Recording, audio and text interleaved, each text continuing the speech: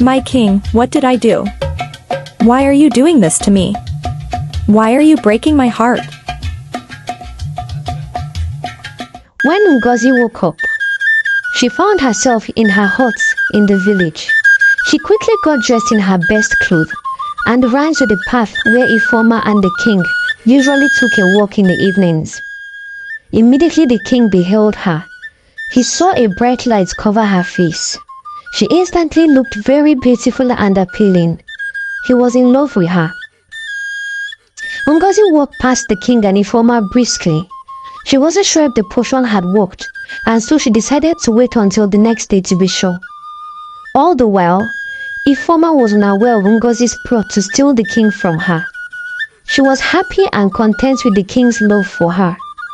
She trusted him and believed that he truly loved her. What Ifeoma did not know was that he was under a spell, and that everything was soon about to change. The very next day, the royal messenger came to Ifeoma's hut and told her that the king had invited her to the palace to announce their engagement and begin preparation for their wedding. Ifeoma was overjoyed by these words and hurriedly dressed in her finest wrapper and followed the guard to the palace. The villagers stood in groups, pointing at her and whispering in hushed tones. Ever since the king indicated interest in marrying Ifeoma, the other girls in the village started pretending to be nice to her. Ifeoma knew that they were pretending, but she didn't care. She was happy that she had found love with the king. When she arrived at the palace, she was shocked to find Ngozi seated beside the king, gazing at him lustfully. As soon as the king sighted Ifeoma, his deep smile turned into an angry frown. "Who is this fat fool, and what are you doing here? Who let you into the palace?" He barked at Ifeoma. "Guards!" he bellowed. "Who let this intruder into the palace?" The guards were just as shocked as Ifeoma.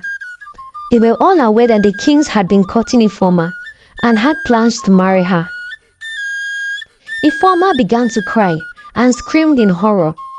She looked at the king and said, "My king, what did I do? Why are you doing this to me? Why are you breaking my heart? What did I do?" The king did not respond, but instead hissed and spat at her. All he felt for her at that moment was perfect hatred. Ifeoma looked at Ngozi with tears in her eyes and cried, "Why, Ngozi? What have I ever done to you? Why do you hate me so much? Why are you ruining my life?" But Ngozi smiled wickedly. She was the one who had invited Ifeoma to the palace to humiliate her. She looked at Ifeoma and snickered. "Oh yes, Ifeoma, I have won and I have taken my revenge. The king is now mine and you can do nothing about it." She smiled smugly and began to busy herself with her hair, admiring her reflection in the mirror beside her. When the king had had enough, he got up, pushed Ifeoma roughly, and slapped her. "Woman, I don't even know you and what you are doing in my palace. I could never marry a girl as fat as you are. Now get out of my sight, you ugly fat loser. I don't want to ever see you or hear of you ever again." Ifeoma was confused and terrified by the king's words. She did not understand what had just happened. The king's mockery of her weight had hurt her even more than anything else. Ifeoma was quickly pushed out of the palace by the guards. Because of her weight, she landed on the ground and even sprained her ankle. While this was happening, Ngozi's group of friends had gathered at the palace and were laughing and pointing at Ifeoma. They mocked her for ever thinking that a girl as fat as she was could ever end up with the handsome king of Ui. As Ifeoma lay on the ground, in pain and humiliation, she felt a hand touch her. It was her neighbor Chika. Chika could no longer bear the mockery of Ifeoma by the other girls and decided to help her. She assisted Ifeoma to get up and took her to her hut. She gave her some herbs to ease her pain and tried to comfort and console her, but Ifeoma was inconsolable. She had lost everything she loved and cared for. "Ifeoma, I'm so sorry, Chika said. I don't know what happened to the king. He used to love you so much. Something evil must have happened to him. The next day, the whole village was buzzing with the news of the king's rejection of Ifeoma and his choice of Ngozi as his new bride. The villagers were happy that Ifeoma had been humiliated and that Ngozi had triumphed. They praised Ngozi for her beauty and said that she deserved to be queen. They mocked Ifeoma and said that she was too fat to ever be queen. They even sang songs and danced in the streets, celebrating Ngozi's victory and Ifeoma's defeat. Ifeoma heard their voices and their laughter and felt a pang of bitterness and despair. She wished she could leave the village and never come back. She honestly wished she could forget the king and his cruel words, but she couldn't. She felt that she was doomed to be miserable and unwanted for the rest of her life just because she was fat. She became very depressed and hoped to die because she felt that death would be better than living in shame and sorrow. She lay on her mat, weak and pale, waiting for her end to come. But her end did not come. Instead, Chika and her parents were the only people who came and cared for her. They brought her food and water and urged her to eat. They did not give up on Ifeoma even when Ifeoma gave up on herself. Ifeoma's mother made it a point of duty to remind Ifeoma that she was beautiful and valuable no matter what the king or the villagers said. She told Ifeoma that she had a purpose and that God loved her and had a plan for her no matter what. After a few months, Ifeoma realized that they were right. She was not defined by her weight or her appearance, but by her character and her good heart. She realized that contrary to what Ngozi had been telling her, she was not worthless, but she was precious and loved, regardless of her size. Ifeoma decided to stop wallowing in self-pity and decided to change her life. She realized that the way people treated her had nothing to do with her size, but with the way she carried herself. And so one day, she decided to stop being a victim, but decided to work on herself. She began to take proper care of herself and put in attention into her grooming, not to please the king or the villagers, but to please herself. She then realized that she didn't even need to lose any weight. All she had to do was have confidence in herself and love herself. And when she did this, she started gaining confidence. She also began to dress very well, and in no time, she was transformed into a new person. As Ifeoma became more confident, she began to become more attractive. She became popular and admired by the young, handsome men in the village who had once ignored and mocked her. They all began to notice her and compete for her attention. They bought her clothes, jewelry and other gifts, hoping to win her heart. They praised her for her beauty and charm and even began proposing to her and asking her to marry them. But Ifeoma was not fooled by their sudden interest. She remembered how they had treated her in the past.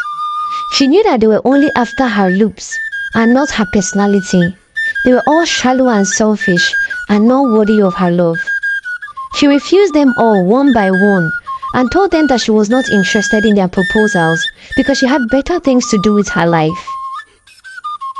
Meanwhile, Ngozi and the king got married in a lavish ceremony and became king and queen of Uli. The villagers rejoiced and celebrated, thinking that they had made the right choice and that they would prosper under their rule. But they were wrong.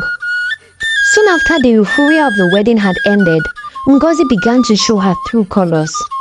She became extremely wicked to the palace maids and guards, and was also rude to the king, shouting at him at every opportunity. The king, who was under the control of Ngozi, made the people suffer.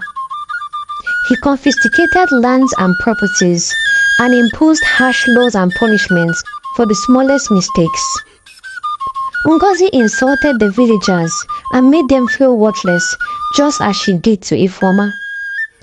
In no time, everyone began to suspect that Ngozi had cast a spell on the king, and whispers of her cruelty had begun to spread.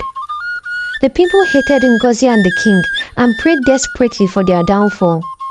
They all regretted their choice of Ngozi as queen and realized that they had been deceived and blinded by her beauty. It was obvious that the king was under a strong spell, but nobody could do anything about it. Deep down, the king too was miserable and unhappy. He did not love Ngozi, but he could not resist her no matter how hard he tried. He was oblivious to her actions and could not see her true nature or how she treated his people. All he cared about was pleasing Ngozi and doing her biddings. The palace cook who had served in the palace for over 40 years had seen many things and knew a lot. Having watched Ngozi mistreat the villagers and even the king himself, she began to suspect that Ngozi had bewitched the king in order to marry him. She decided that she was going to have to do something about it before it got too late. She had learned from her grandmother many decades ago that utazi leaf was a very potent herb that could cleanse the body and the mind and nullify poison and spells. She then decided that she was going to add this utazi leaf to Ngozi's food as a measure to nullify any spells if there was any. She hoped that it will work and that it will not be too late. One day, Ngozi was feeling very hungry after a busy day of trying out new outfits and jewelry for her upcoming birthday celebration. She decided to reward herself with a lavish meal at the palace, and so she ordered the cook to prepare her a delicious soup with assorted meat and fish. Little did she know that the soup contained utazi leaf, the powerful herb with the ability to nullify any potion or spell. Ngozi ate the soup, thoroughly enjoying every bite. As she began to stand up to walk towards her room when she was done, she felt a burning sensation on her face, followed by a sharp pain in her stomach. She screamed and clutched at her belly, feeling a sudden weakness and dizziness. She realized too late that something was wrong with the soup. She had undone the potion that had made the king fall in love with her. She staggered to her feet and ran to the king's chamber, hoping to see him before the spell wore off completely. She found him lying in his bed, sleeping peacefully, and so she shook him and called his name, trying to wake him up. But the king was a deep sleeper and would not wake up. After a long time, when the king finally opened his eyes, he saw Ngozi's face and felt a surge of horror and disgust. The scales had fallen off his eyes.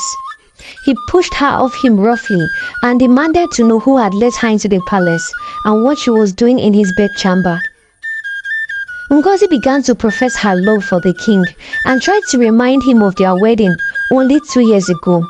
But the king refused to listen and shouted even louder, "Get away from me, you witch!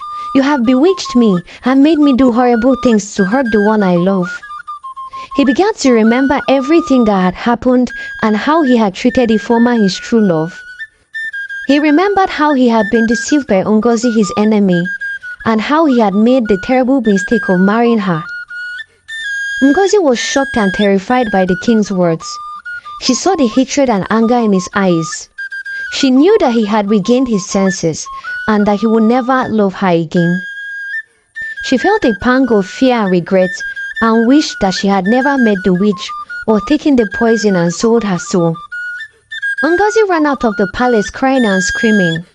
She did not know where she was going or what she was doing, but she only wanted to escape from the king, and so she ran into the streets, pushing and screaming at anyone who stood in her way. She did not care about the people who stared at her, or the whispers of the villagers who recognized her as the queen. When she got to the market square, she felt a sudden rage and began to tear her clothes and curse at everyone. She wreaked havoc in the market, grabbing and throwing anything she could find. She screamed and cursed at everyone, accusing them of stealing her love and the throne. She accused them all of conspiring with the witch and Ifeoma to destroy her. After riding around for a while, the king spotted a lady that looked just like Ifeoma. As he got closer, he realized that she was the one. Ifeoma had been totally transformed. She hadn't lost any weight, but she looked very confident and well-groomed. She seemed to be very sure of herself and looked very attractive. Ifeoma had started a small business in the village after the king had broken her heart and married Ngozi. Even though she was heartbroken and depressed, she had not given up on life. She decided to use her talent for sewing to make beautiful dresses for plus-size women in the village to make them feel beautiful, and this gained her the reputation of being a skilled and creative fashion designer. The king was stunned by Ifeoma's appearance. He saw how beautiful and confident she was and how people seemed to admire and respect her. He realized how much he had missed her and how much he needed to beg for her forgiveness. He wanted to make her his queen and to spend the rest of his life with her. The king approached Ifeoma, who was busy sewing a dress for one of her customers. He called her name softly and she looked up. "Ifeoma, my love, please hear me out. I have come to apologize to you," he said.